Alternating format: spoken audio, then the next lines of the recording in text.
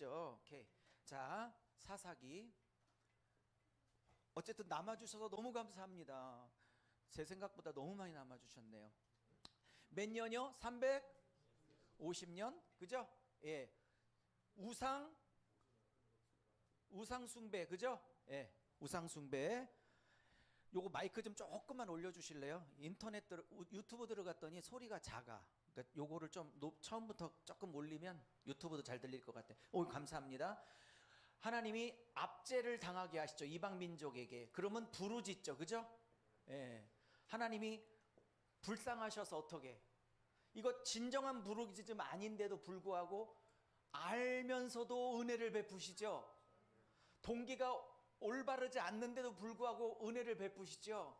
우리 하나님이 그렇게 자비로우신 분이야. 제가 만약에 하나님이었으면, 야 이놈들아, 니들이 진짜 내게 회개하려고 부르짖냐? 당장 급하니까 부르짖냐 이놈들아? 이렇게 따졌을 거야. 그리고 사사 안 세워, 꼴배기 싫어서. 근데 하나님이 그거 다 알면서도 또 들어주시고 또 들어주시고, 할렐루야.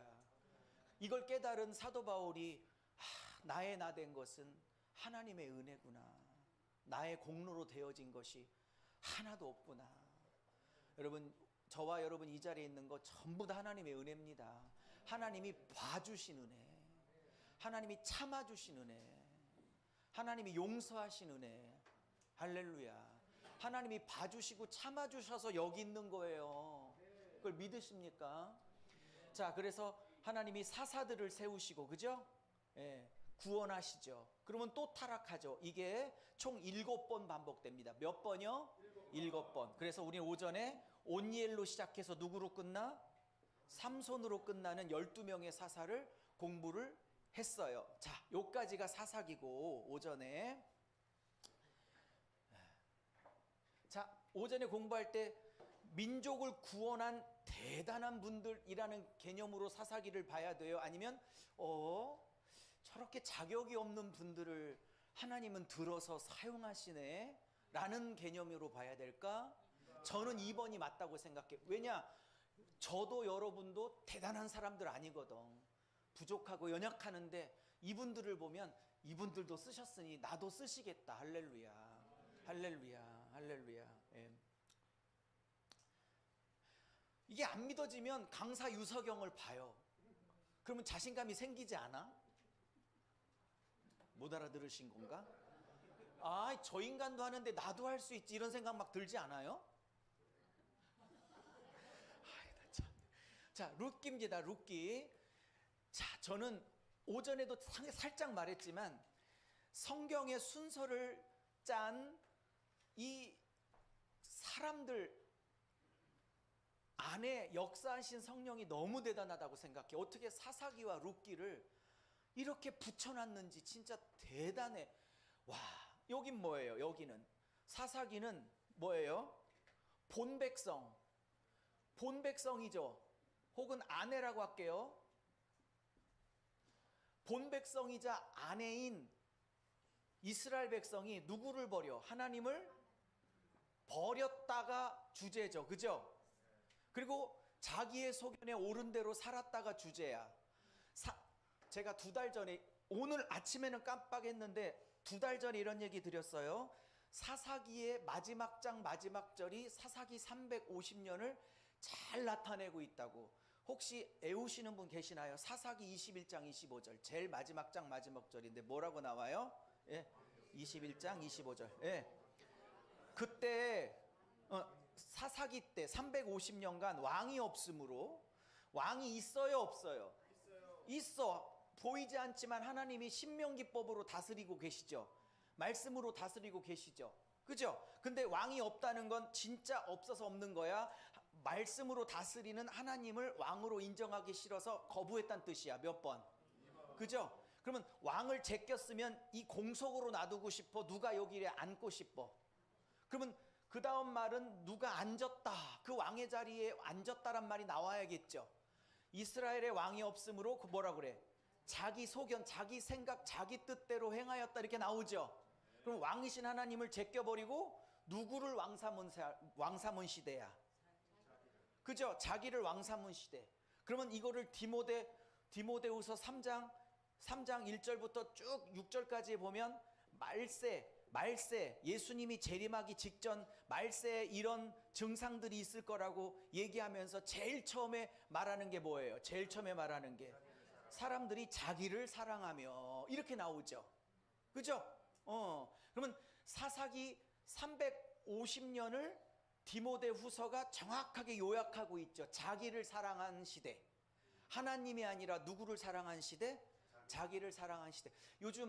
요즘은 바알이나 아세라 같은 목각상을 우상으로 섬기는 무식한 시대는 아니죠.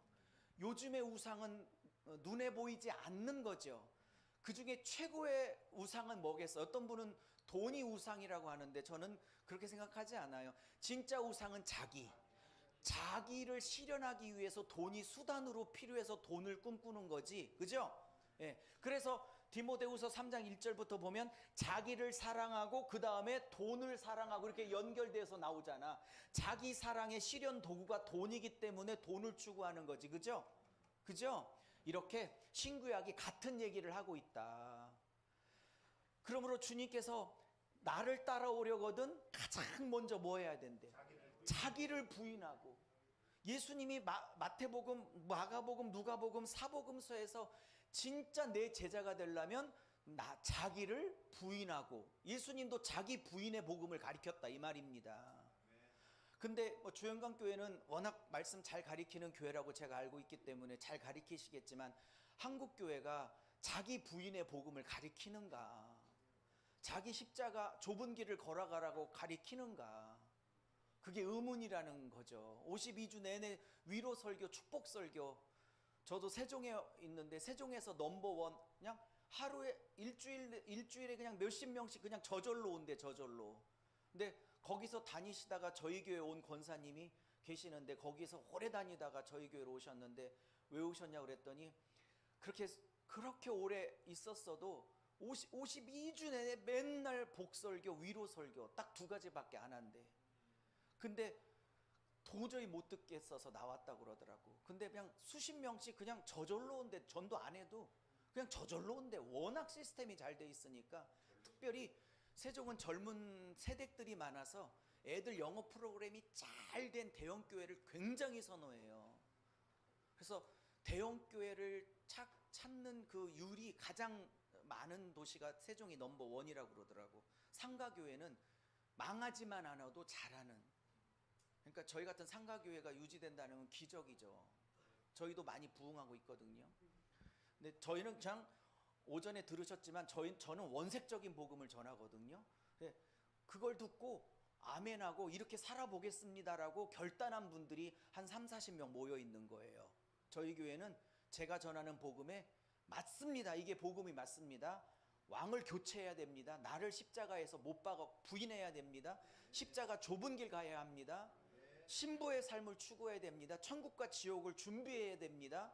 여기에 동의가 되고 그렇게 살아내려고 몸부림치는 사람만 딱 한 40명이 모여 있어. 그러니 얼마나 목회가 재밌겠어. 너무 재밌어 진짜. 한 명도 세상을 추구하지 않아. 한 명 정도는 추구해. 담임 목사 빼놓고는 전부 진짜 복음을 추구하는 사람이 있어. 그러니까 가장 문제가 저예요. 자, 룻기는 자 보세요. 본 백성 본 아내는 남편을 버리고 있는 이때에 룻기 바로 붙어 있어. 언약 밖에 있었던 한 여인이, 물론 룻이죠. 한 여인이, 언약 밖에 있었던 한 여인이 하나님을 뭘로 여긴 거야? 왕으로 혹은 남편으로. 그죠? 모신 얘기가 바로 룻기죠. 근데 이게 두 권이 붙어 있어. 본 백성 본 아내는 남편을 버리는데, 그죠? 본 백성도 아내도 아니었던 언약 밖에 있었던 이방 여인이 하나님을 왕으로 남편으로 여기더라. 이렇게 두 권을 붙여서 얘기하고 있다고. 그러면 이 두 권을 제가 한마디로 센텐스를 그러면 이렇게 영어로 말하면 Who is my people? 누가 내 백성이야? Who is my wife? 누가 내 진짜 아내야? 그죠? 그러면 누가 참 백성이야? 이 질문을 두 권을 붙여갖고 하고 있다고 지금 하나님은. 그러면 이스라엘 백성은 뭐라고 그래? 아브라함의 혈통만 타고났으면 당연히 하나님 자식이요. 근데 하나님은 아니야. 뭐라고 얘기하는 거야? 내 참 백성은 아브라함 씨든 이방 씨든 상관없어. 이제부터는 하나님을 왕으로 고백하고 하나님을 남편으로 고백하는 자가, 그게 유대인이든 이방이든 관계없이 내 백성, 내 아내가 되는 은혜의 시대가 열렸어. 혈통으로 아브라함 자식으로 태어나 니들은 저절로 하나님 백성이라는 선민의식을 내가 용납하지 않겠어. 누가 내 진짜 아내야, 누가 내 참 백성이야?를 두 권을 붙여놓고 얘기를 하고 있는 거 봐. 이 구조가 얼마나 대단하냐고. 너무 신기하지 않아요? 저는 이 구조를 짠 분이 누구겠어? 물론 사람들이지만 그분들 안에 역사하신 성령님이 이 순서를 짜셨을 거 아니에요.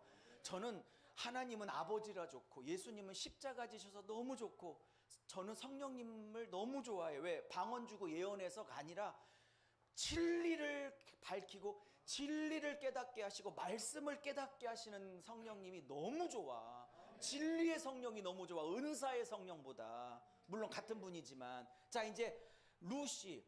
자, 근데 1장 1절을 보면, 룻기 1장 펴시면서 보세요. 룻기 1장 1절을 보면 그 땅에 사사들이 다스리는 시대에 기근이 왔대. 베들레헴 땅에 기근이 왔대. 여러분, 베들레헴은 떡집인데 떡집에 떡이 없다는 게 말이 돼요? 참 신기한 일이 벌어졌어요. 그때 사사들이 다스리는 그때에 기근이 왔대. 여러분, 그러면 룻기 1장 1절의 기근은 그냥 우연한 자연현상이에요? 사사시대와 관련된 언약적 심판, 언약적 저주예요? 좀 어렵나? 어렵지 않죠? 언약에 근거한 기근이죠. 왜냐하면 신명기 읽어보면 너희들 우상숭배하고 여호와의 율법을 버리면 내가 하늘문을 닫고 비를 안 내려 기근 가뭄을 줄 거야 그랬단 말이지. 이거를 신명기적 재앙이라고 그래. 이거를 무슨 말인지 아셨죠? 그러면 저는 사사기와 룻기를 한 권으로 보는 사람이니까 사사기 마지막 장 21장 25절 이스라엘의 왕이신 하나님을 버리고 자기 소견에 오른 대로 살았던 이 결과가 룻기 1장 1절 베들레헴 땅의 기근을 만들어낸 원인이 되었다.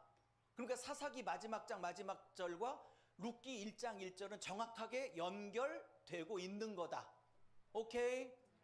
혹시 여러분 삶 속에 기근이, 물질적 기근, 경제적 기근, 육체의 기근이 이렇게 오면 꼭 그런 건 아니지만 혹시 하나님의 뜻대로 살지 않는 어떤 나의 중심적인 삶이 있었는지 한번 돌이켜 볼 필요는 있습니다. 다 그런 건 아니지만.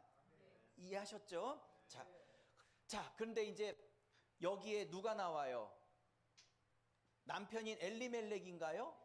네, 엘리멜렉과 그 안에 나오미가 있었죠. 그죠? 말론과 기럨. 예.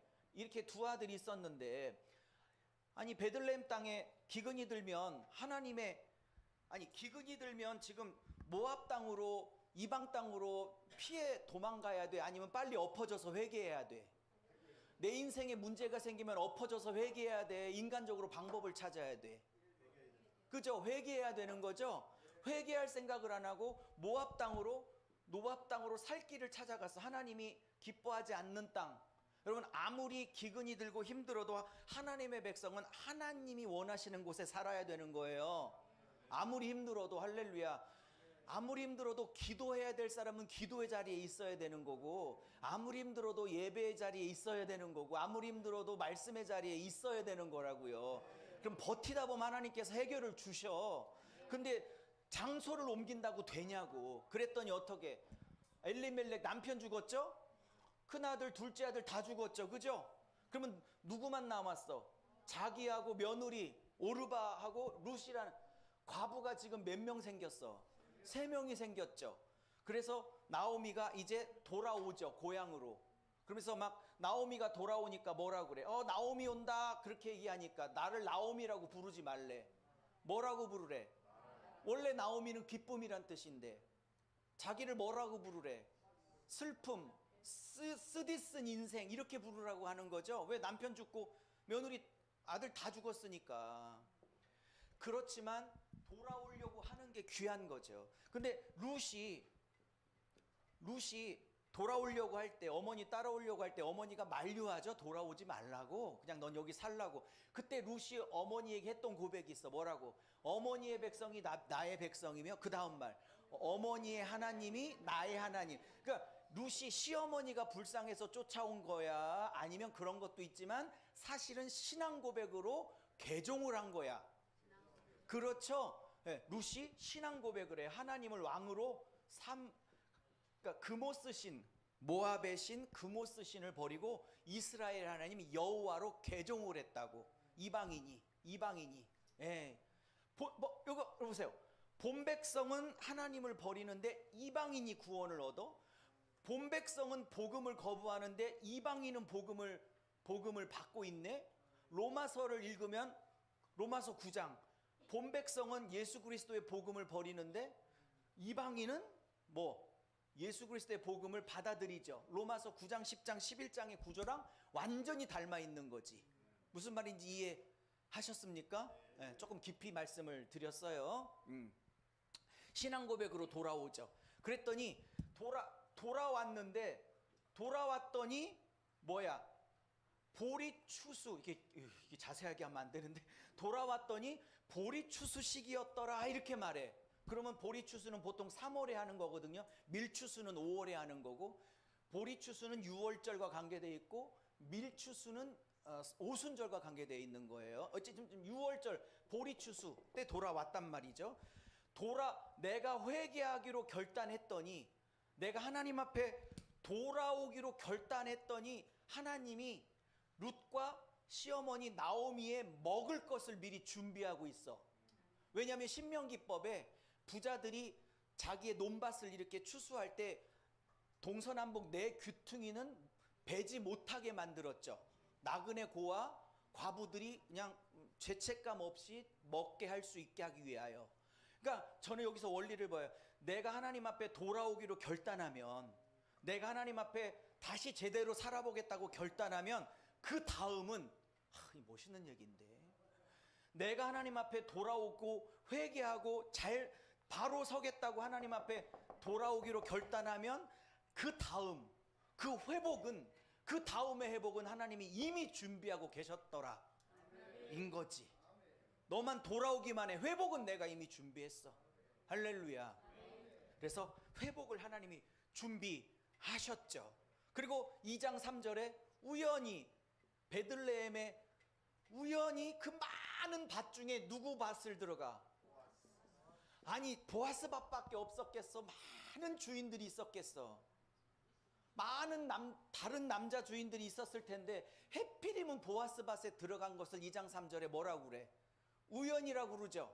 그러면 우리는 우연이지만 하나님은 보아스를 남편으로 주려고 오래전부터, 아니 창세전부터, 태초부터 준비하신 하나님의 필연적 섭리죠. 겉으로 봤을 땐 우연이지만 사실은 필연적 섭리죠. 여러분, 제가 주영광교회를 어떻게 와요? 여러분이 세종그나라교회 유석영이라는 사람을 어떻게 알아? 내가 유명한 목사도 아니고, 이렇게 키도 작고 좀 유명하진 어떻게 알아? 7년 전 우리 심희성 목사님이 제가 쓴 책을 읽고 감동을 받으셔가지고 전화가 왔어. 여보세요? 부산입니다. 부산에서 누가 날 찾아. 그래서 한참 대화했더니 심희성 목사님이야. 왜 전화했더니 제 책 보고 감동받아 전화했대. 그래서 대전까지 와서 세미나를 듣겠다 해서 1, 2년을 대전까지 오셔서 저하고 말씀을 나누셨어요. 그러다가 부산에서 판을 버리자 그래갖고 부산에서 판을 버리게 됐고, 판을 버리다 보니까 친분이 있었던 정일영 목사님을 소개시켜줬고, 또 보니까 우리 침례교단의 형님 목사님이시고, 그러다 보니까 해외 선교도 같이 다니게 되고, 또 부흥회도 오게 되고. 여러분, 그 시작이 심희성 목사님이 서점에서 우연히 한눈에 보는 성경 강통 저자 유석영, 이름도 없어, 유명하지도 않고, 근데 봤더니 은혜가 된 거야. 여러분, 너무 잘 써서 은혜가 됐을까? 하나님이 지금 이 프로젝트를, 그때 그 책을 봤을 때 이런 일이 벌어질 거라고 생각이 됐어, 안 됐어? 안 됐지. 그냥 책 보고 은혜 받아서 전화한 건데, 하나님은 사실은 전 세계를 같이 다닐 수 있도록 전 세계 같이 다닐 수 있는 선교의 동역자의 프로젝트가 있어서 심희성 목사님을 브릿지로 사용하신 거지, 다리로. 우리가 봤을 때는 다 우연이야. 근데 그 안에는 하나님의 특별한 섭리가 있다고 저는 믿습니다. 요번에 말레이시아 갔는데, 물론 심희성 목사님이 소개해 주셨죠. 우리 심희성 목사님의 은사는 뭐 여러 가지, 찬양도 너무 잘해. 나는 성악을 하면 진짜 잘했겠다. 파바로티 저리 가라 할 뻔했다. 너무 안 하셨는데 저렇게 잘하는데, 전공했으면 얼마나 잘했을까. 근데 심 목사님의 장점 중에 여러 가지 중에 있지만, 이렇게 사람을 소개해서 네트워킹 시키고 브릿지 역할, 다리 역할을 해주는 은사가 있으세요. 그래서 말레이시아의 하선교사님을 소개해 주셨는데, 그분이 이번에 너무 은혜를 받아가지고 내년에는 말레이시아 찍고 그 다음 주에는 바로 밑에 가면 인도네시아거든요. 인도네시아 목회자 세미나까지 자기가 미리 다 잡아놓으라고. 그것도 우연이지. 근데 하나님은 필연이야. 필연. 여러분, 우리 그리스도인들에게는 우연이 없습니다. 필연이지. 할렐루야. 오늘 오전 오후의 메시지 중에 다는 아닐지라도 여러분에게 꼭 들려줘야 될 하나님의 음성이 있어서 오전 오후 듣게 하시는 거예요. 너무 은혜가 돼서 남은 분도 계시지만, 도망갈까 하다가 기회를 놓쳐서 그냥 주저앉은 분도 계신단 말이죠. 그분들만 아멘. 그렇지. 있어. 이것도 우연이야? 아니야. 도망갈까? 갈등하다가 에라 그냥 있자. 그것도 우연이 아니라 필연이라니까. 오후에 우리 자매님, 집사님인지 모르지만 들으셔야 될 메시지가 뭔가가 있나 보지. 혹시 이거 아니야? 내가 하나님 앞에 바로 살려고 결정했더니 하나님이 이미 회복의 다음을 준비하셨다. 이 메시지가 지금 필요하기 때문에 남긴 거 아닐까? 나는 상황을 모르지만, 나는 상황을 모르죠. 어떻게 사시는지. 자, 보아스, 미래의 남편이 될 보아스 집에 밭에 쑥 들어간 건데 그게 이 우연이래. 어떻게 우연이야? 하나님의 섭리지. 섭리. 프로비던스, 섭리. 하나님의 섭리. 세상에 하나님의 섭리. 그래서 이제 2장에, 지금까지는 1장이고요.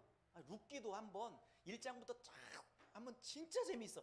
2장에 가면요, 이제 먹고 살려고 보아스 밭에 들어가서 이제 이삭을 주워요. 뭐라고요?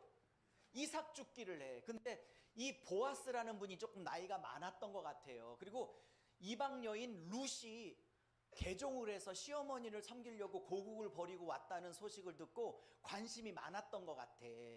그래서 보아스가 룻을 보는 순간 굉장한 관심을 표현해요. 나는 이미 마음을 뺏겼을 것이다 라고 생각한 거죠. 그래서 이제 열심히 죽고 있는 누구죠? 룻에게 보아스가 불러서 이렇게 얘기해요. 너는 다른 남자의 밭에 가지 말고 내 밭에만 있어. 이렇게 얘기를 해. 지금 보아스는 예수를 상징하고 룻은 우리 성도 신부를 상징하는 거죠. 이걸 영적으로 대입해보면 뭐야? 예수님께서 은혜의 울타리, 예수라는 울타리 안에서 살기를 원하지 다른 밭에 가기를 원하지 않아. 아멘. 할렐루야. 그리고 소년들에게 이렇게 말해. 건들지 마. Don't touch her. 너무 어려운 영어를 썼어. Don't touch her. 건들지 마. 왜? 벌써 마음이 있어. 신부에게 마음을 뺏겨버렸어. 아직은 3장 가서 결혼하지만, 4장 가서 결혼하지만, 마음을 뺏기고 있죠. 손대지 마. 이건 뭘 의미해? 우리의 신랑이신 예수가 악한 세력들, 악한 영들에게, 그 영들에게 유석영은 나의 아들이자 내 신부야. 그러니 건들지 마. 라고 보호하시는 걸 의미하고 있는 거지. 그리고 또 하나. 난 이 보아스 참 나이 먹은 분이 이렇게 유치찬란하게, 하여튼 사랑에 빠지면 유치찬란해지나 봐. 이 나이 먹은 이 노인네는 아니지만 이분이 어떻게 하냐면 룻에게 마음을 뺏기니까 소년들에게, 자기 하인들에게 얘기해가지고 이렇게 살짝 얘기해. 야, 룻이 가는 발자국 한 스텝 앞에 이삭을 흩뿌려놔. 그러니까 룻의 입장에서는 이삭을 줍고 고개를 들고 발걸음 때문에 또 있는 거야. 다른 여자들은 없는데 나만 그렇게 발걸음마다 이삭이 이렇게 딱딱 이렇게 놓여져 있어. 왜 그랬어요? 그거 우연이야? 아니면 소년들에게 그렇게 흩뿌리라고 시킨 거야? 이거는 지금 작업 걸고 있는 것처럼 보이거든요. 무슨 말인지 아셨죠? 그러니까 마음이 뺏겨 있어. 여러분, 예수께서 마음을 아가서에 그런 얘기가 나와. 4장 8절에 너의 눈빛 하나가 나의 마음을 다 빼앗았구나. 이런 표현이 나와. 아가서 4장 8절 9절에. 난 그 표현이 너무 좋아. 내 눈빛 하나에 예수님의 마음이 홀라당 뺏겼다고. 아가서 4장 8절. 그러면서 송창식의 노래가 딱 생각나는 거지. 단 한 번 눈빛에 부서진 내 영혼 괜히 했어. 송창식 노래 몰라? 단 한 번 눈빛에 부서진 내 영혼. 그 여인이 한 번 눈빛을 줬는데 내 영혼이 부서졌어. 사랑이야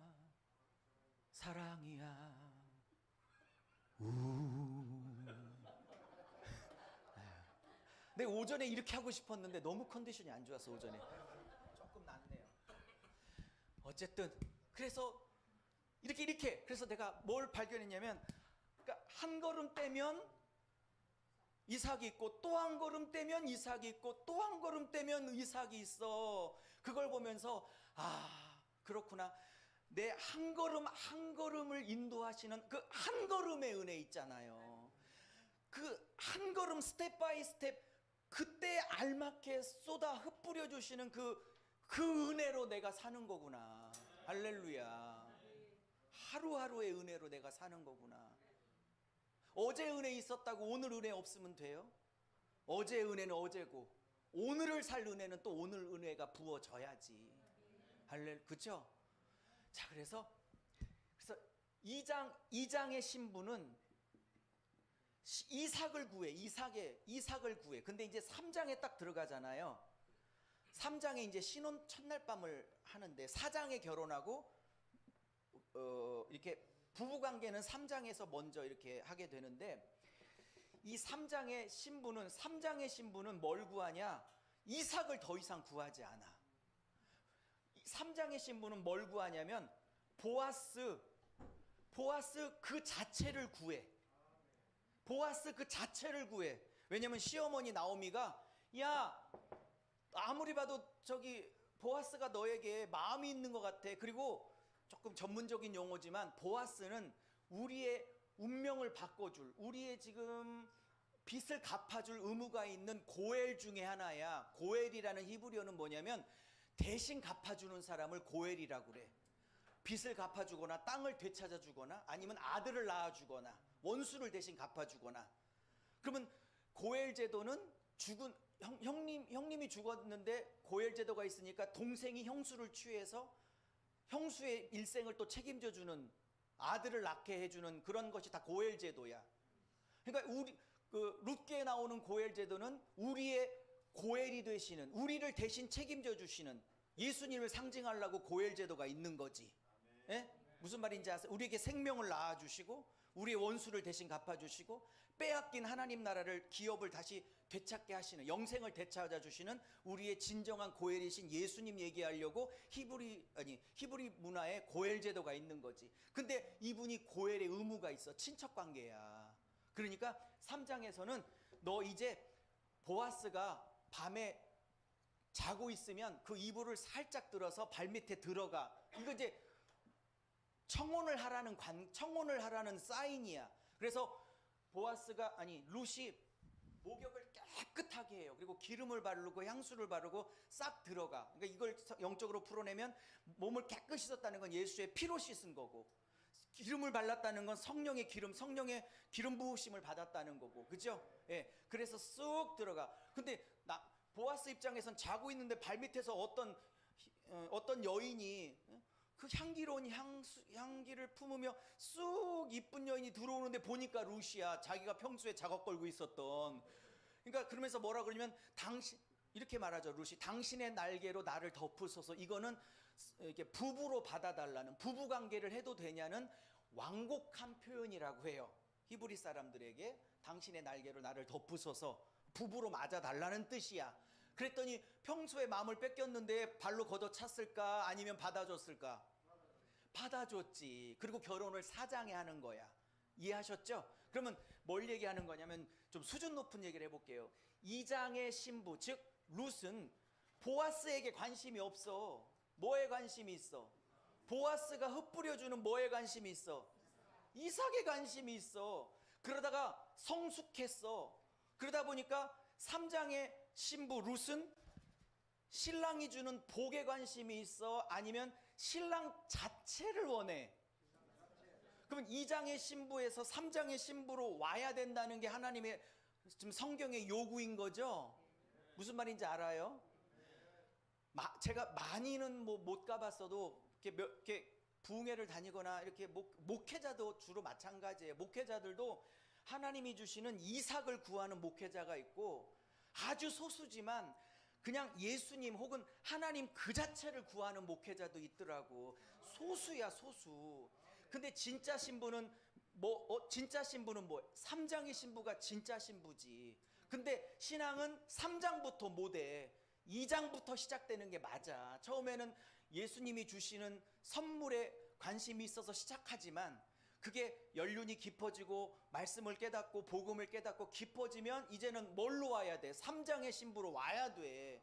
근데 장로가 되고 사모가 되고 권사가 되고 50년 막 가까이 예수를 믿었는데 아직도 2장이야? 내 신앙이 안 되는 거라고. 3장으로 와서 예수 자체를 구해야 되는 거라고. 할렐루야. 그리고 4장에서 뭐예요? 결혼해. 근데 결혼할 때 룻기 이렇게 자세하게 하려고 안 했는데 결혼할 때 보아스가 그러죠. 야, 고엘로 따지면 1순위자가 있어. 그 사람이 포기해야 내가 할 수 있으니까 1순위자에게 너를 맞아 줄지를 물어보자 그랬더. 근데 이 사람이 이 룻을 받아줘 아니면 나 이 책임과 의무를 포기하겠다고 그래요. 포기하겠다고 그러죠. 그 사람 이름이 뭐야? 성은 아야, 이름은 무게야. 아무개야 이렇게 나와 성경에. 아니 제 얘기가 아니라 성경 4장에 아무개야 이렇게 나와. 그러니까 뭐냐면 마땅히 해야 될 사명을 감당하지 않는 사람에 대해서 성경에 이름을 말하지 않아. 그냥 아무개야. 관심이 없어 성경이. 무슨 말인지 이해하세요? 네. 또 깊이 들어가면 이 1순위자는 율법을 얘기해. 율법은 그걸 해내지 못해. 구속을 하지 못해. 그러니까 예수라는 은혜의 예수, 보아스가 구속을 감당한다는 뜻이야. 조금 깊이 들어가면 이 정도 충분히 이해하셨죠? 네, 뭐 여기는 수준이 높아. 오전에는 안 높아 보였는데. 그래서 결혼을 하죠. 네, 결혼해. 네. 그래서 이 결혼하고 그다음에 갑자기 족보를 소개해요. 네. 유, 뱃살, 보, 오, 이, 다. 지금 다윗으로 끝내죠. 이 족보의 하이라이트는 아까 신 목사님도 성경 읽기 때 얘기하시더만 족보의 끝은 마지막에 나오는 사람의 이름이 하이라이트예요. 이 사람이 전 시대를 끝내고 이 사람을 통해 새 시대를 열어간다라는 뜻으로 히브리의 족보는 의미가 있는 거예요. 이거를 톨레도트 용법이라고 그래. 족보라는 톨레도트, 이게 히브리어로 족보가 톨레도트인데 톨레도트 용법은 족보의 마지막에 나오는 사람이 옛 시대를 청산하고 새 시대를 열어간다는 뜻이야. 그래서 마태복음 1장에 아브라함부터 시작해서 42대가 쫙 나오죠. 그리고 마지막 예수로 족보를 끝내죠. 마태복음 1장에. 읽어보셨죠? 그러면 이 톨레도트 용법을 따지면 그 마지막에 있는 사람이 새 시대를 열어가. 그러니까 이 제일 마지막에 나오는 예수가 율법주의의 시대를 사람의 행위로 구원받는 시대를 끝내고, 그죠? 은혜로 구원받는 세부대의 시대를, 세술의 시대를 열어간다라는 톨레도트 용법에 해당되는 거예요. 말도 꼬이네. 마태복음 1장의 족보를 따지면 이해하셨죠? 예, 그래서 지금 다윗을 부각해. 다윗. 그러면 그 다음 책이 뭐예요? 룻기 다음에 뭐야? 사무엘 상하. 그다음에 열왕기 상하, 역대 상하. 전부 다 6권이 왕 얘기죠. 6권이 전부 다 왕 얘기죠. 그러면 왕 얘기, 삼상하, 왕상하, 역대상하, 이 6권이거든요. 이 6권이 전부 다 42명의 왕 이야기거든요. 왕들 이야기거든요. 왕들 스토리. 예? 근데 그 시작 전에 다윗의 족보를 부각하고 다윗으로 끝내. 그러면 이 6권 42명의 왕 중에서 누구를 부각할 거야 앞으로? 이제 다윗을 부각할 거라는 뜻이야. 6권 중에 다윗만이 하나님 앞에 합한 왕이야. 41명은 다 솔로몬을 포함하여 다 하나님 앞에 죽을 쓴 왕들이야. 무슨 말인지 알죠? 그러면 왜 다윗을 부각해? 왜 다윗을? 예수님이 다윗으로 오실 거라고 얘기하잖아. 어디서? 에스겔서 34장에 내가 너희들에게 한 목자, 메시아를 얘기하는 거거든요. 한 목자를 보내리니 그 이름은 뭐다? 다윗이다라고 그래. 아예 그냥 예수님을 다윗 그래. 그냥 예수님을 다윗 이렇게 얘기해. 예수님을 다윗. 무슨 말인지 알아요?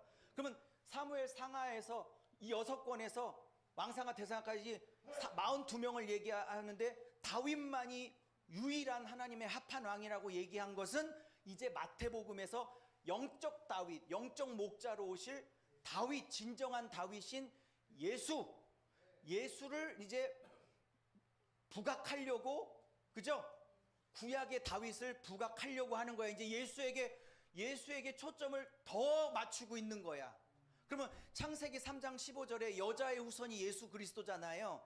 그러니까 성경은 처음부터 끝까지 예수라는 한 분을, 좀 이런 표현이 그렇지만 예수라는 한 분을 향해서 계속 쪼아가고 있는 거야. 쪼아간다?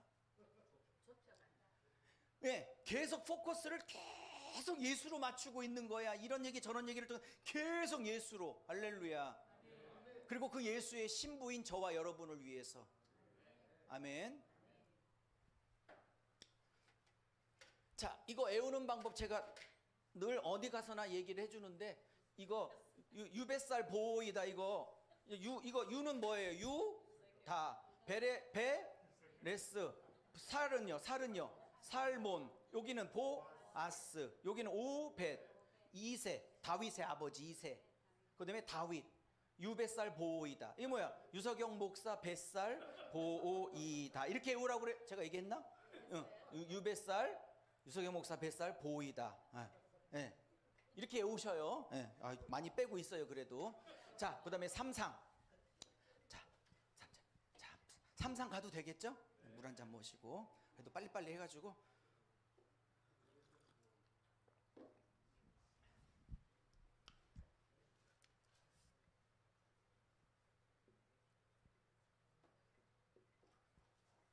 여러분은 평일날은 못 모여요? 일일 부흥회를 이렇게 주일만 해야 되나? 평일날은 모이시기가 어려워요? 직장생활. 오케이. 네. 자, 삼상하는 제가 제목을 저보고 붙이라면 삼상하는 하나님의 동역자, 왕. 이 왕은 지금 하나님의 동역자예요. 네? 아까 창세기 할 때 하나님은 혼자 일하시지 않고 당신의 동역자를 불러서 일하신다고 그랬죠. 그러면 42명의 왕이 이제 나올 건데 다 하나님의 동역자들이야. 다 실패했지, 다윗 빼놓고는. 하나님의 동역자인 왕의 자세 혹은 중심, 마음의 중심을 다루고 있는 거야. 하나님의 동역자인 대리왕들은 어떤 마음의 중심을 갖고 있어야 하나님께서 쓰시는 동역자가 될 거냐를 사울의 예와 다윗의 예를 들어서 대조하고 있어요. 무슨 말인지 이해하셨죠? 자, 그러면 제 기억이 맞다면 사무엘상이 31장까지인데 1장부터 15장까지는 사울 중심으로 얘기해요. 사울 중심. 물론 사울 전에 한나도 있고 사무엘 선지자 얘기도 있고 한데 그 얘기까지 하면 너무 길어져. 근데 너무 보석 같은 얘기가 있는데 그걸 언제 다 알겠어. 정말 이 66권이 너무 보석 같은 얘기가 많아서 다 할 수가 없어. 그러니 방법은 한 200년은 사세요. 200년은 살아. 1년에 한 번씩 제가 오면 200번 오면 다 될 것 같아. 200년은 사셔. 그래야 다 배울 수 있어. 그래야 다 배울 수 있어. 그냥 건너뛰어. 사무엘 한나에게 건너뛰어. 아, 이거 참 너무 그냥 건너뛰어. 자제. 자, 사울왕. 자, 몇 년 다스려요? 40년 다스리죠. 그죠?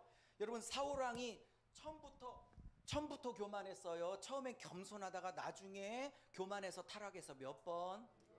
그렇죠. 지금 교계에서 여자로 넘어지고 돈으로 넘어진 대형교회 목사님들, 처음부터 여자 돈에 욕심이 많았을까? 처음에는 순결하시고 순수했을까? 어떻게 알아? 처음부터 그랬을 수도 있지. 근데 제가 볼 때는 순수하셨을 거라고 저는 확신해요. 근데 이게 사람이 겸손을 끝까지 유지한다는 게 얼마나 어려운 일인지. 그러니까 사도 바울이 나는 내 자신을 날마다 복종한다 그렇게 말했나 봐. 아니, 손수건만 던지고 앞치마만 던져도 죽은 사람이 일어나는데 사람들이 막 인산인해를 이루지 않겠어? 막 유서경 막 프랭카드 걸고 막 이러지 않겠어? 그러면 겸손할래야 하기가 어려웠겠지, 그죠? 그러니까 겸손한다는 게 얼마나 어려운 일인지. 겸손을 못 지켰어요. 사무엘 선지자가 하나님의 명을 받아서 사울 왕을 뽑을 때 사무엘 선지자가 사울에게 네가 첫 번째 왕이야. 그랬더니 사울이 그럼요, 나 정도는 돼야지 이렇게 대답했어? 아니면 나는 베냐민 지파 중에서도 가장 작은 자 이렇게 고백하죠. 그리고 백성들이 다 모였어. 사울을 왕으로 세우려고 했는데 없어졌어, 왕이. 나중에 보니까 볕담 밑에 가지고 찌그러져 가지고 숨어 있어. 너무 자신이 있어서 찌그러져 있어? 아니면 도저히 자기가 생각해도 왕 같지 않으니까 찌그러져 있어? 그렇게 겸손으로 출발했다고. 자기 입으로 나는 스스로 작은 자요. 이걸 기억해둬요. 이게 뭐라고요? 카타냐. 따라해보세요. 작은 자, 부족한 자, 연약한 자, 쓸모없는 자, 이런 게 지금 카타냐. 기억해 놓으세요. 이렇게 시작했는데 넘어졌어요. 교만으로. 자, 그러면 뭐 다 생략하고 사울이 예배를 지가 먼저 드려버리죠. 예? 이방 민족과 싸워야 되는데 사무엘 선지자가 와서 번제를 드려줘야 출정을 하는데 사무엘 선지자가 부흥회 하다가 7일 동안 안 나타나. 그러니까 예배를 자기가 막 드려버리는데 예배 드리고 난 다음에 사무엘 선지자가 오죠. 네가 왜 왕인 주제에 제사장도 아닌데 예배를 드리니 책망하죠. 하나님이 너를 버리셨다고 막 선언을 하잖아요. 그러면서 그 유명한 얘기하죠. 예, 순종이 뭐보다 낫다? 제사보다 낫다. 그 유명한 얘기를 하잖아요. 근데 사울이 왜 참다 못 참고 지가 예배를, 제사장도 아닌데 예배를 드려버렸을까? 그 이유가 뭘까? 진짜 이유가 뭘까? 사람들이 자꾸 떠나가니까. 블레셋은 앞에 기다리고 있고 만만의 태세를 갖고 있는데 자기에게 일주일 전에 왔던 백성들, 군사들이 하나씩 둘씩 자꾸 떠나가니까 점점 군세력이 약화되잖아요. 그러니까 사람 떠나가는 것이 겁나서 이제 더 이상 못 기다리고 예배를 드려버린 거예요. 그러니까 여기서 중요한 건, 이해는 가지만 사울의 영성은 하나님 중심이다 아니면 사람 중심이다. 그래서 저는 그 장면을 보고 다윗과 비교해서 사울은 하나님이 중요한 사람이야, 사람이 중요한 사람이야. 그래서 저는 사람 영광을 추구했던 자라 이렇게 생각이 들어져요. 그럼 다윗은 사람 두려워해, 하나님 두려워해? 사람 영광에 목매해, 하나님 영광에 목매? 그 증거가 뭐야? 골리앗이죠. 골리앗이 막 40일 동안 조롱하면서 비웃고 있죠. 근데 형님들 도시락 싸갖고 왔다가 보니까 골리앗이 조롱하고 있는데 아무도 대적할 생각을 못하고 쫄고 있죠. 그때 다윗이 했던 말이 뭐예요? 이 할례 없는 백성이 살아계신 하나님의 이름을 모욕한다고 그래서 물맷돌 들고 나간 거잖아요. 핵심은 자기가 사랑하는 살아계신 하나님의 이름이 모욕당하는 걸 못 견딘 거. 그러니까 사람이 중요한 사람이 아니라 하나님이 중요하고, 사람 영광이 중요한 게 아니라 하나님 영광이 중요했던 사람이야. 그러니까 하나님의 이름과 그분의 영광이 모욕당하는 걸 못 견뎌. 무슨 말인지 이해하세요? 하나님의 영광이 짓밟히는 걸 못 견뎌. 제가 어느 날 저에게 다윗의 영성을 달라고 그랬어. 그래서 하나님 영광이 짓밟히는 걸 못 견디는 그 영성을 내게 허락하여 주시옵소서. 여러분, 다윗이 골리앗에 나갈 때 당연히 이길 거라고 나갔을까? 어쩌면 죽을지도 모른다는 생각을 가지고 나갔을까? 어떤 분은 뭐 당연히 이길 거라고 나갔다는데 어떻게 당연히 이길 거라고 그래? 죽을지도 모르고 목숨을 걸고 나간 거지. 왜 딱 하나야? 하나님 영광 짓밟히는 거를 도저히 견딜 수가 없었던 거죠. 자, 그러면 뭐 많은 얘기 그만하고, 사무엘이 회개하라고 했어요, 안 했어요? 했죠. 근데 회개할 기회가 있어, 없어? 맛났죠. 근데 회개해, 안 해? 안 해. 여러분, 이 블레셋과의 싸움에서 하나님께 범죄할 때가 40년 동안 다스리는 중에 초기 2년 동안, 2년 후에 있던 일이거든요. 2년째 있었던 일이야. 2년 후에 있었던 일이야. 그러면 이때 나는 기가 막혀가지고, 이때 하나님이 버렸어. 그죠? 내가 너를 버렸다 그랬어, 사무엘을 통해서. 근데 버렸는데 왕으로는 앞으로 몇 년 더 있어? 38년. 이게 겁나는 거야. 하나님은 버렸는데 권세가 38년 동안 더 이어져. 하나님은 버렸는데 신유는 나타나. 하나님은 버렸는데 막 예언은 맞아. 하나님은 버렸는데 부흥회는 막 다녀. 하나님은 버렸는데 교회는 부흥돼. 얼마든지 그럴 수 있다는 거야. 무슨 말인지 알아요?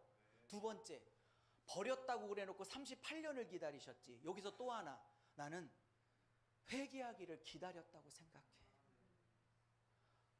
그러니까 버렸다 그래놓고 바로 교체해서 38년을 더 줬어. 38년을 더 줬다니까. 회개하기를 기다렸다. 자, 마지막 여쭤볼게요. 여러분, 다윗은 네가 두 번째 왕이야 라고 하나님께 선택받은 후 바로 왕 됐어요. 한 15년에서 17년 죽도록 사울에게 광야에서 쫓겨다니며 광야 훈련 받았어. 2번이죠. 사울은 광야 훈련 연단의 시간이 있었어요? 아니면 바로 왕이 됐어? 그렇죠? 그럼 여기에 광야가 있다고 써야 돼? 없다고 써야 돼? 광야 훈련, 광야 연단이 X 없었죠? 네. 여러분, 광야 연단이 너무 힘들고 어렵지만 이 광야 연단이 있어야 내가 지켜지는 거지. 무슨 말인지 알아요? 저는 목사입니다. 목사에게 하나님이, 제 경험으로는 그래요. 목사에게 하나님이 처음 시키는 연단은 물질 연단이더라고요.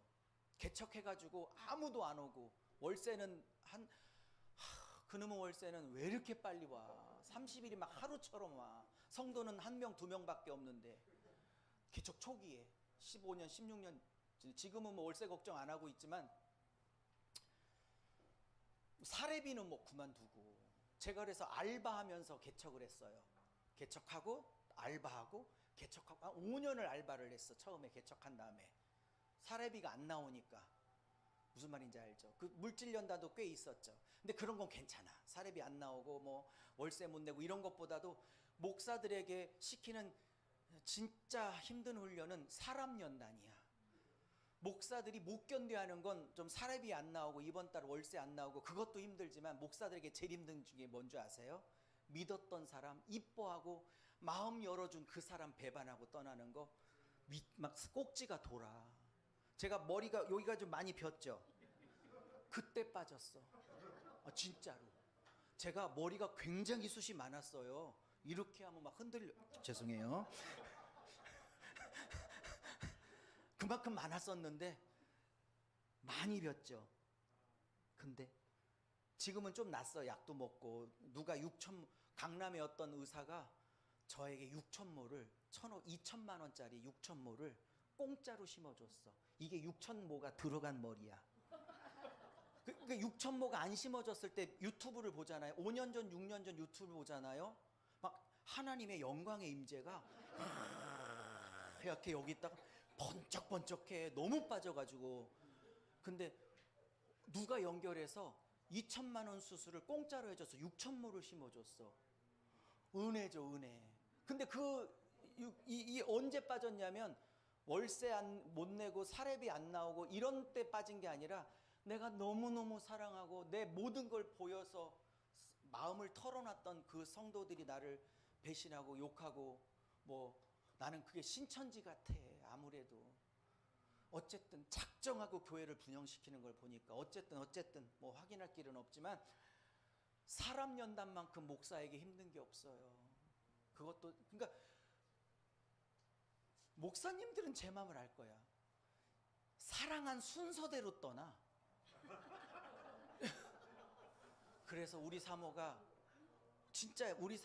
나한테 목사님 이제는 누구에게도 마음을 열고 싶지 않아요. 그게 우리 사모의 상처야. 누구에게도 마음 열고 싶지 않다고. 그래서 우리 사모가 지금은 많이 좋아졌지만 우울증도 생겼고 그러면서 축도 끝나면 사모가 없어져. 여러분 목회의 사모의 역할이 70%가 넘거든요. 사모가 다 하는 거야 사실은. 목사보다도 다 아우르고 쓰다듬고 이렇게 이런 걸 사모가 하는 건데 아니 사모가 축도 끝나면 사람들 싫다고 축도 끝나기 전에 그냥 가버려 집으로. 가면 우울에 빠져가지고 방문 걸어 잠그고 나한테 문 안 열어주고 있고 그런 세월이 4년 5년을 겪었어.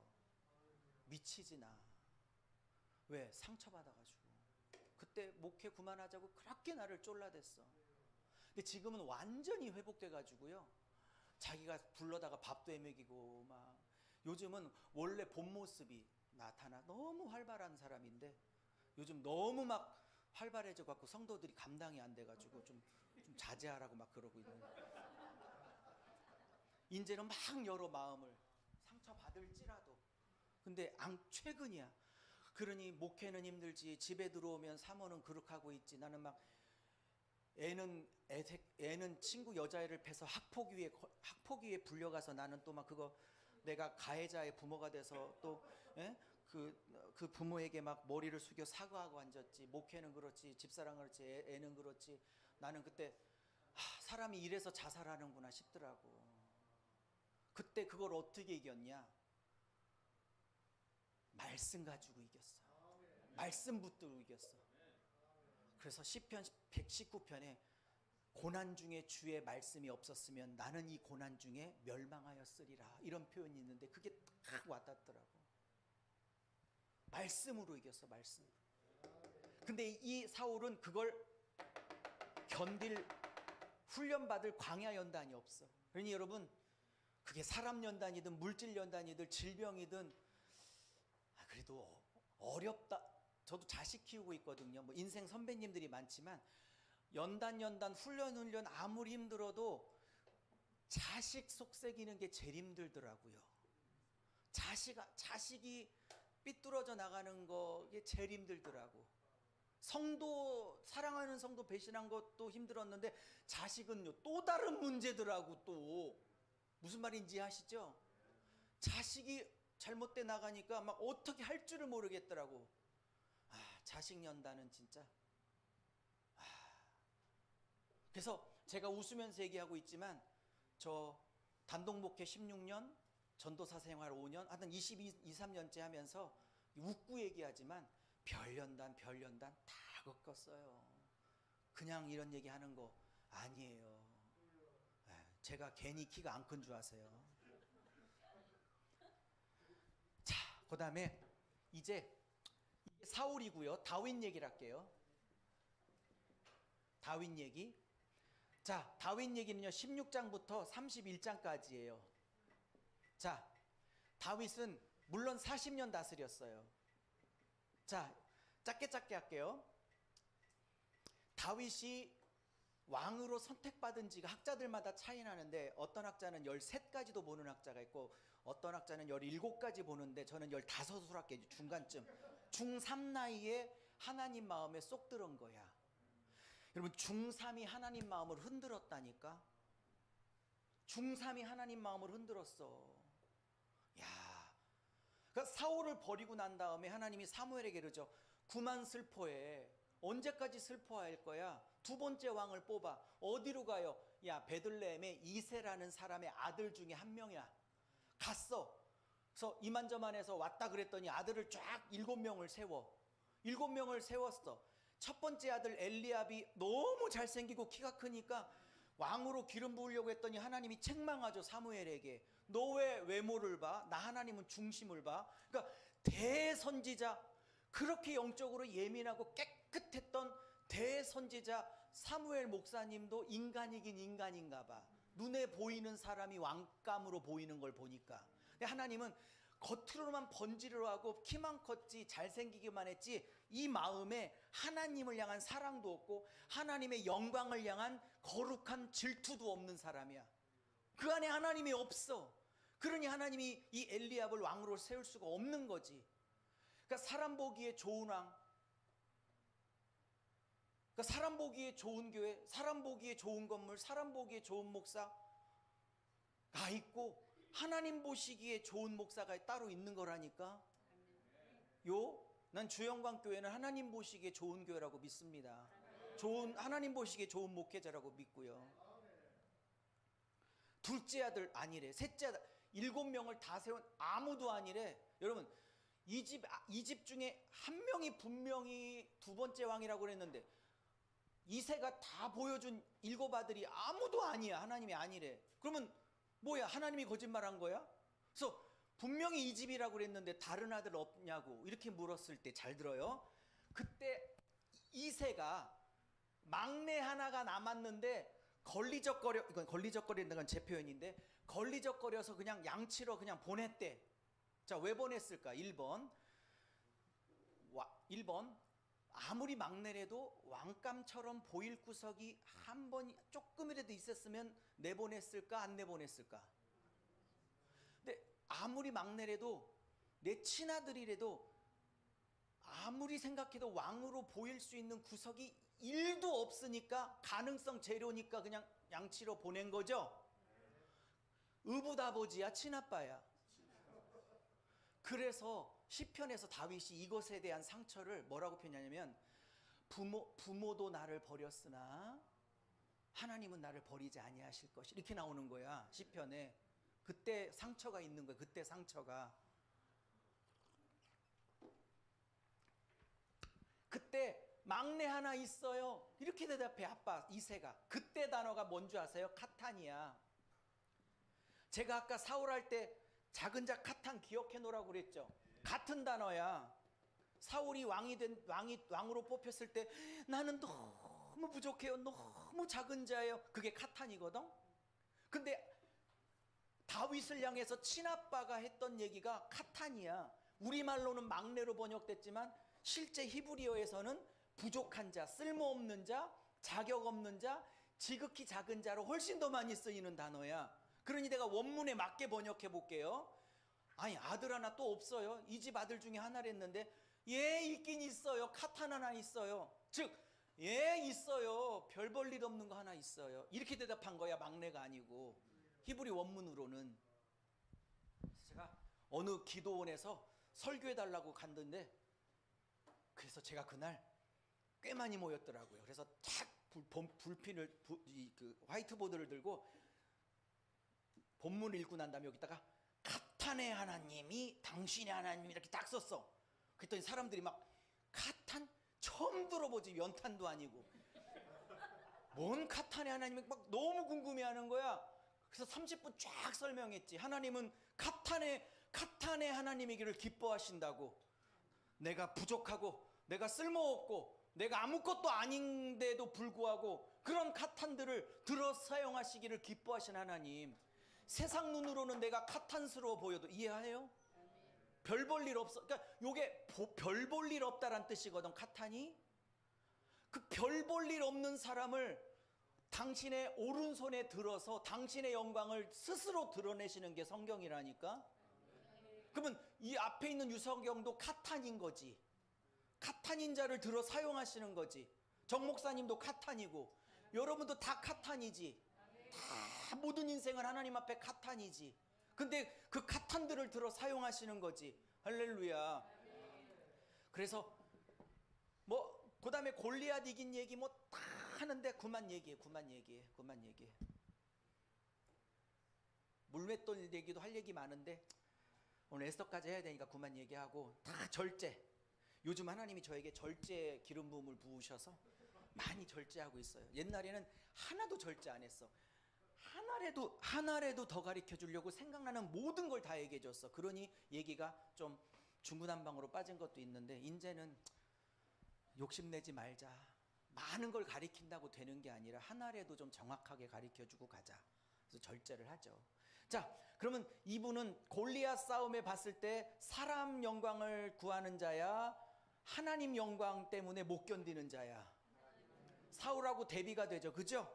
그 다음에 이분은 회개를 했어요? 회개를 안 했어요? 밧세바 간음 사건 지적했던 나단 선지자 있죠. 나단 선지자가 와서 당신이 나쁜 놈이야, 간음하고 강간하고 이놈 밧세바, 그랬더니 바로 엎드려서 회개하죠. 인정하고. 그리고 나중에 70세쯤 됐을 때, 거의 죽을 때쯤 됐을 때 내 군사력이 얼마나 센가를 보여주려고 군대 조사를 하죠. 인구 조사를 하죠. 근데 역대하에 그거를 뭐라고 그래? 사탄의 충동질을 받아서 인구 조사했다고 그러죠. 왜? 교만을 충동질한 거야. 2번 넘어졌어. 근데 그때는 누가 와서 지적했어? 갓. 밧세바 때는 나단 선지자. 깜짝이야. 나단 선지자 이름은 뭐예요? 여러분 나단 선지자의 이름의 뜻은 뭔지 아세요? 나단? 선물이란 뜻이야. 여러분 나에게 쓴소리하는 나단 있잖아요. 하나님의 선물이야. 나에게 쓴소리하는 나단이 한두 명씩 있어야 그 목회가 안 타락해. 맨날 나에게 박수치는 사람만 있으면 타락해. 근데 나에게 쓴소리하는 사람 나단, 그죠? 근데 그게 하나님의 선물이야. 나를 지키고 다윗을 지키는. 그러니까 모든 사람이 다 내 설교를 들어야 돼. 한 2-3명은 자는 게 맞아. 그럼 모든 사람이 열광하면 안 된다니까. 2-3명 정도는 내 설교를 가뿐히 무시하고 잘 때 이 교만이 이게 싹을 자르게 되는 거야. 우리 교회에서는 그 역할을 우리 집사람이 하는 거지. 자, 회개. 여러분, 그래서 사도행전에 이렇게 말해. 사도행전에 다윗을 평가하기를 그는 내 마음에 꼭 맞는 합한 자라 내가 그를 통해서 나의 뜻을 다 이루리라. 그러면 죄가 하나도 없어서 합한 자야? 죄가 있었지만 회개할 줄 알았기 때문에 합한 자야? 그럼요. 다윗이 완벽해서 합하다고 그러는 게 아니라 하나님의 지적과 책망에 엎어질 수 있었으니까 합한 자야. 자, 3번째. 자, 이분에게는 광야가 있었어요? 충분히 있었어요? 없었어요? 예, 17년 정도, 한 15년 정도 모진 연단이, 그것도 자기 장인이 그렇게 자기를 죽이려고 하잖아. 그죠? 그렇게 힘들게. 나를 힘들게 하는 사람 멀리 있어? 가까이 있어? 그럼요. 가까이 있어. 원래 하나님이 원칙이 그래. 나를 힘들게 하는 사람을 내가 내칠 수 없는 관계가 있는 사람을 옆에 둬서 내칠 수도 없는데 그 사람을 통해서 나의 모난 부분을 다듬어가. 나의 뾰족한 부분을 다 다듬어 간다고. 내칠 수도 없는 사람이야. 그냥 나랑 관계없으면 딴 교회 가셔 이러면 되는데 도저히 그럴 수 없는 관계 안에 있는 사람이 나를 괴롭혀서 나를 다듬어 간다고. 그러니까 죽지 못해서 갈려지는 거야. 죽지 못해서 갈려져. 너무 좋은 표현인데. 기쁨으로 갈려? 아니면 죽지 못해서 갈려? 뭐 그렇다니까. 죽지 못해서 갈린다니까 대부분은. 여러분 저 보시기에 많이 갈린 것 같아? 아직도 뾰족뾰족한 게 많은 것 같아? 질문이 좀 거시기 하다. 대답할 수가 없죠. 자, 솔로몬 갑니다. 여기까지가 사무엘 상하야. 그러면 왕상하는 뭐냐? 왕상하는 이제 솔로몬 얘기야. 솔로몬. 자, 이분도 몇 년 다스려요? 40년. 여러분 여기 1000번째 들이죠. 일천번제 드릴 때 하나님이 너 여러분 일천 횟수를 얘기하는 거야? 아니면 일천 마리의 양을 얘기하는 거야? 저건 일천 횟수를 말하는 게 아니야. 우리 성도들이 자꾸 오해해서 일천번 감사헌금 봉투 올리는데 뭐 나쁘진 않지만 저거는 일천 희생제사를 드렸다는 뜻이지 일천 횟수를 드렸다는 뜻이 아니에요. 무슨 말인지 아셨죠? 어쨌든 뭐가 됐든 하나님이 너무 기뻐하셨죠. 네? 너무 기뻐해서 뭘 줄까 그랬어. 여러분 하나님이 여러분에게 나타나셔서 뭘 줄까 그랬을 때 뭐 달라고 하겠어 여러분은? 아니 그러니까 정답을 얘기하지 말고 그건 성경에 나오는 정답이고 마음에 없는 얘기하지 말고 직접 진짜 속마음을 얘기하라고. 우리 집사람이 제일 증오하는 사람이 막 지혜 주세요 이런 사람이야. 우리 집사람은 절대 그런 얘기 안 해. 그냥 바로 돈이요 바로 이렇게 나와. 우리 집사람은 자기를 뭐 속된 사모라고 말하든지 말든지 자기는 정직해야겠다고 하면서 돈이요 막 이러던데. 하나님이 뭘 줄까 하면 여러분 진짜 정답은 지혜인데 그 정답이고 속마음을 얘기해 보라고. 속마음을 제가 해볼게요. 하나님을 제가 역할을 해볼게요. 그래 일천번째 너무 고맙다. 이쁘구나. 고맙구나. 내가 다 받았단다. 내가 뭘 주랴. 하나 둘 셋.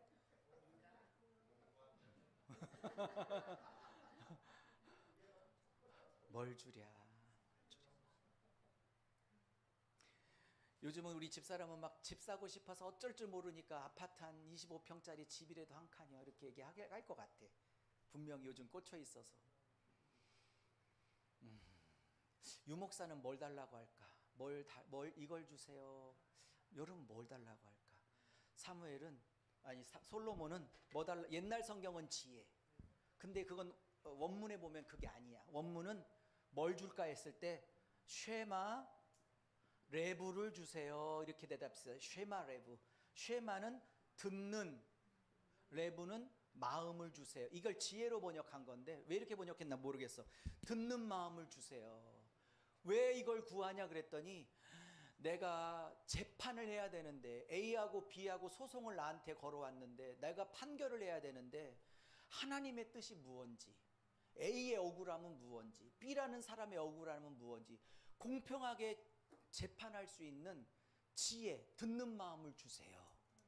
이랬더니 하나님이 네가 장수를 구하지 않고 부귀영화를 구하지 않고 군사력을 구하지 않고 만수무강을 구하지 않고 나의 나라와 의를 구하는구나. 백성들을 잘 돌볼 수 있는 지혜 쉐마레브를 구하는구나. 네가 구하지 않았던 이 모든 장수, 부귀영화 이런 것 다 주리라. 내가 그래갖고요. 하나님이 한번 묻기만 해봐. 나도 똑같이 쉐마레브를 주세요. 이렇게 대답해야지. 왜? 꿍꿍이는 어디가 있어? 꿍꿍이는 뒤에 가 있어. 아니 솔로몬한테 그랬으면 나한테 똑같이 그래야지. 차별하면 되겠어 하나님이? 그래서 나도 쉐마레브를 주세요. 그렇게 대답해야지. 그러면 내가 진짜 받고 싶은 건 이제 말씀하시겠지. 이제 이런 생각을만 하고 있는데 안 물어보셔. 안 물어봐. 난 준비를 다 하고 있는데. 그랬던 이 사람이 아내 때문에 타락하죠. 아내 몇 명을 둬? 1000명. 누가 3000명이래? 백제 의자왕하고. 아니 어느 교회를 가도 꼭 이렇게 삼자가 들려. 이건 백제왕 의자왕 3000명이고 이건 지금 1000명이잖아. 세상 역사랑 섞으면 안 되지. 꼭 있어 어느 교회를 가도. 이 아내들이 전부 다 우상을 시집 올 때 우상 갖고 들어오죠. 그러면 전 국토에 우상 신당을 세워준 왕은 누구야? 사울이야, 다윗이야, 솔로몬이야? 솔로몬이 제일 나쁜 놈이야.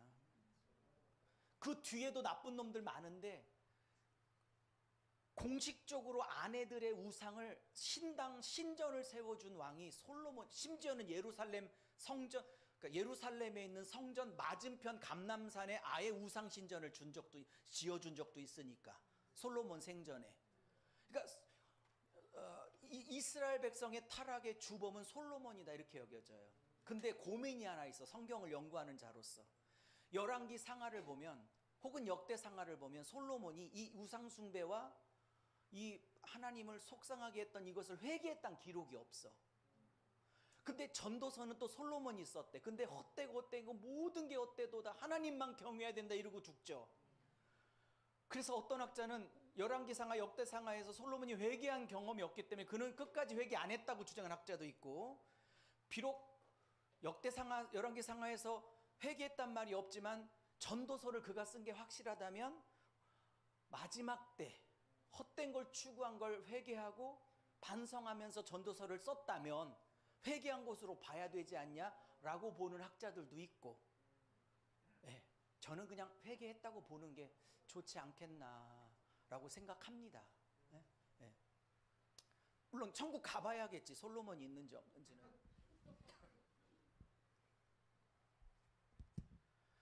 여쭤볼게요. 이렇게 범죄하고 있을 때 하나님이 누구를 보냈어? 솔로몬에게.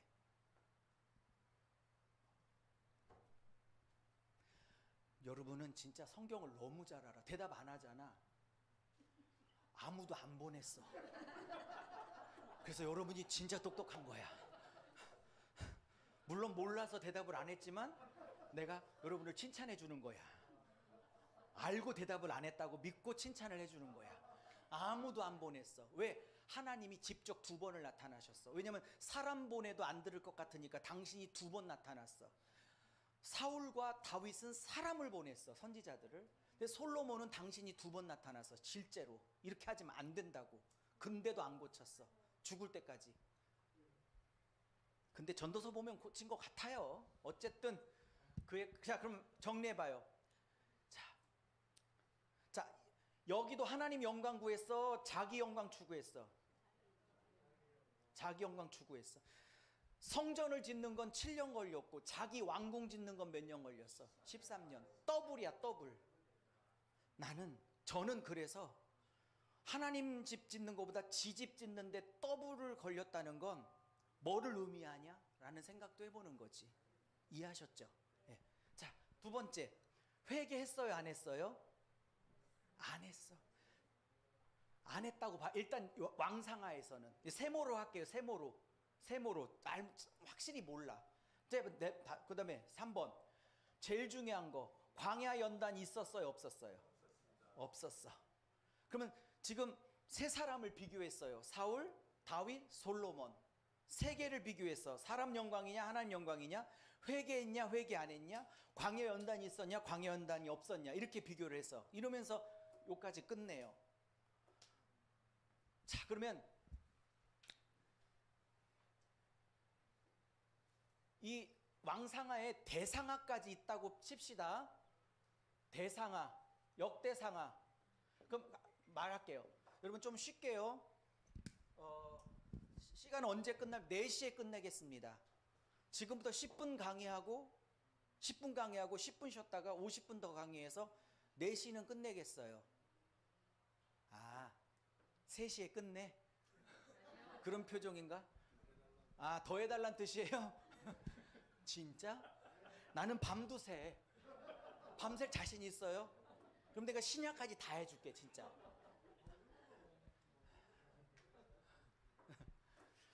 대상하는 왕상하에서 빠진 얘기가 있다. 자, 왕상하 조금만 더 이어갈게요. 자, 이 솔로몬 얘기는 왕상 1장부터 11장까지 얘기고요. 왕상 11장부터 왕하까지는 솔로몬 이후의 왕들에 관한 얘기예요. 그래서 나라가 두동강이 납니다. 솔로몬의 범죄 때문에 나라가 두동강이네. 하나님이 솔로몬에게 이렇게 얘기하죠. 그렇게 회개하라 해도 안 하니까 내가 네 나라를 두동강이 내겠다. 나라를 두 쪽으로 나누겠다, 그렇게. 근데 너가 살아있는 동안에는 안 할게. 네가 죽고 난 다음에 두동강이 낼게. 이유는 네가 이뻐서 네 아버지 다윗이 나에게 했던 그 일 때문에. 몇 번? 솔로몬 봐갖고는 당장 두동강이 내고 싶은데 그 아비 때문에 참 하나님이, 우와, 자녀가 개판으로 살아도 그 아비 어미가 하나님 앞에 어떻게 살았냐에 따라서 그 자식들이 복을 받을 수도 있는 거야. 아멘. 그러니까 여러분이 부모로서 어떻게 살았느냐 너무 중요한 거야, 자녀를 위해서. 예?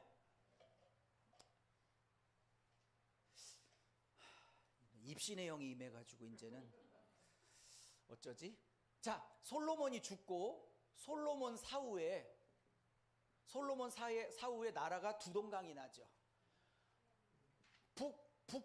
북쪽으로 올라가서 사마리아의 도읍을 정해서 북이스라엘 이름으로 10지파가 나라를 세웁니다. 오케이? 그리고 이 북지파의 일대 초대왕은 여로보암입니다.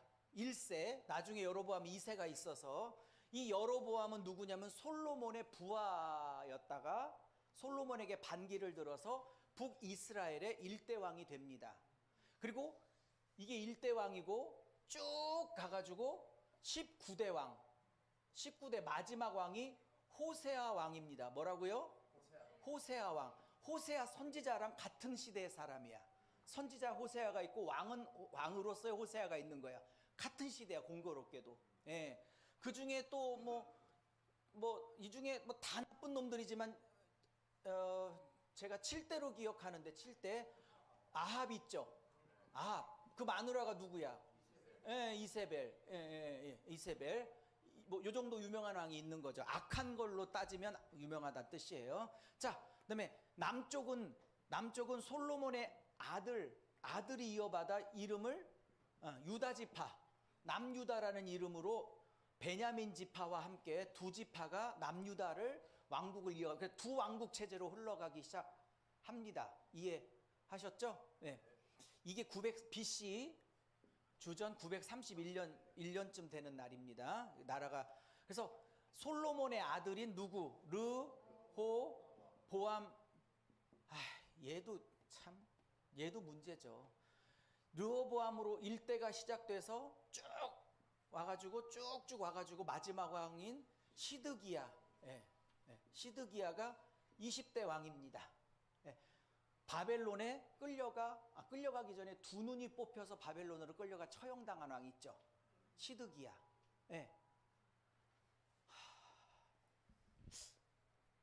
이 땅에 헛된 것 추구하는, 이 땅에 헛된 것을 추구하고 하나님의 율법이 아닌 세상 것을 바라봤던 마지막 왕 시드기야가 세상을 쳐다봤던 두 눈이 뽑혔다는 건 의미심장하지 않아요?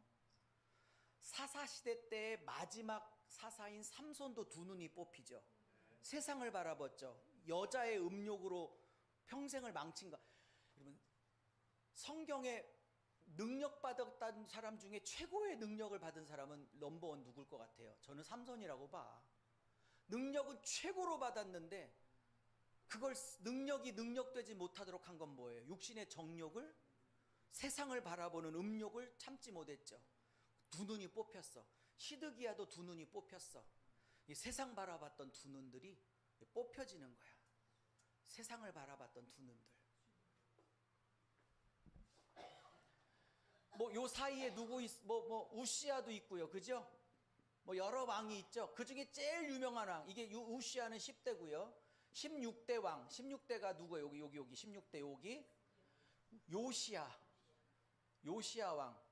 8살에 등극해서 일찍 죽었죠. 개혁군주. 모든 백성을 신앙으로, 성경으로, 특별히 신명기 말씀으로 돌이키려고 애쓰고 그리고 어떤 왕도 혁파하지 못했던 산당 골짜기마다 우상 숭배했던 그 산당의 제단을 다 부셔버렸던 개혁군주, 부흥의 군주 요시아 왕. 이 사람 하나만 온전하고 나머지는 온전한 사람이 없어요. 이렇게 끝나는 게 열왕기 하예요. 그러면 역대상하는 뭐냐? 여기 역대상하는 북이스라엘 말고 남유다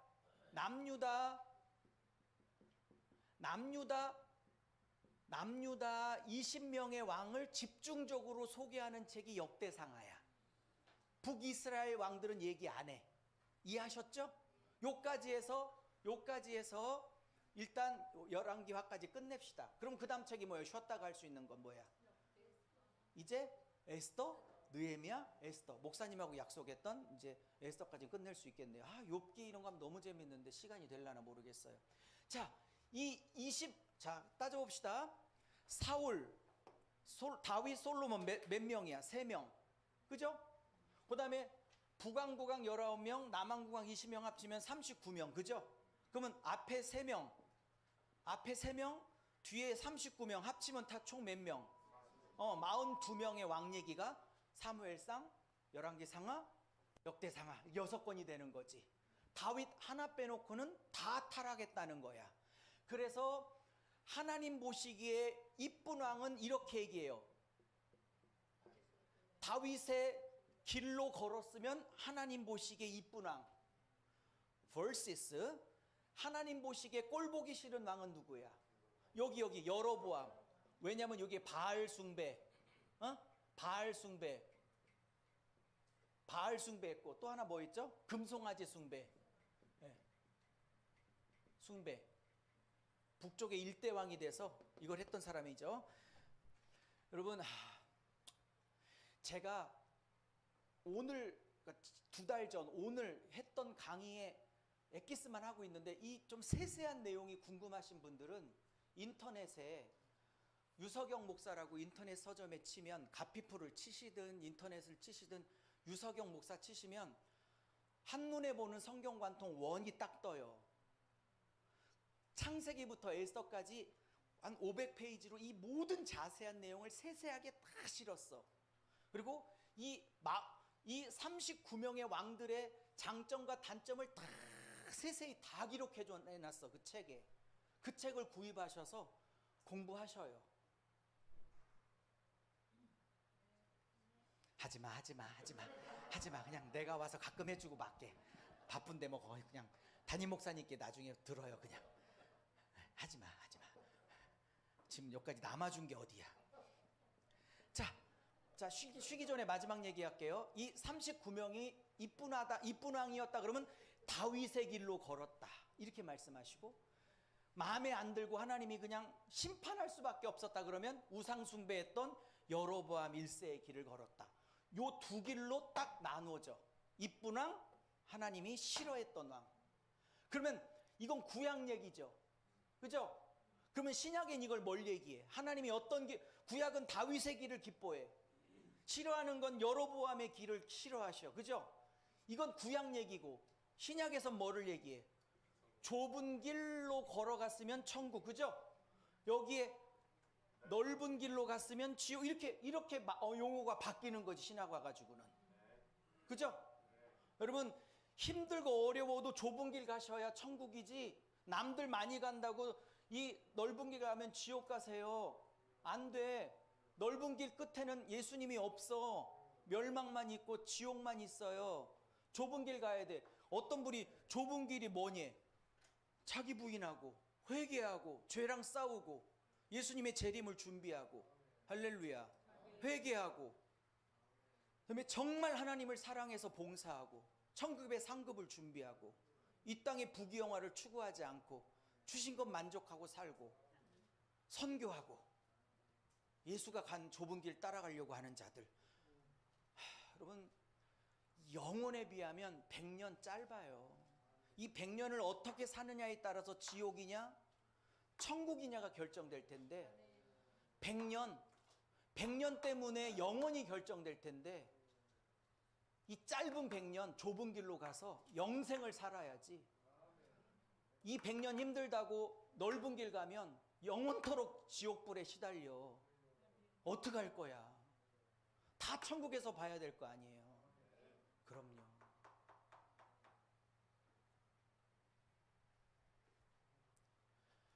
10분 쉬고 이어가겠습니다. 수고하셨습니다.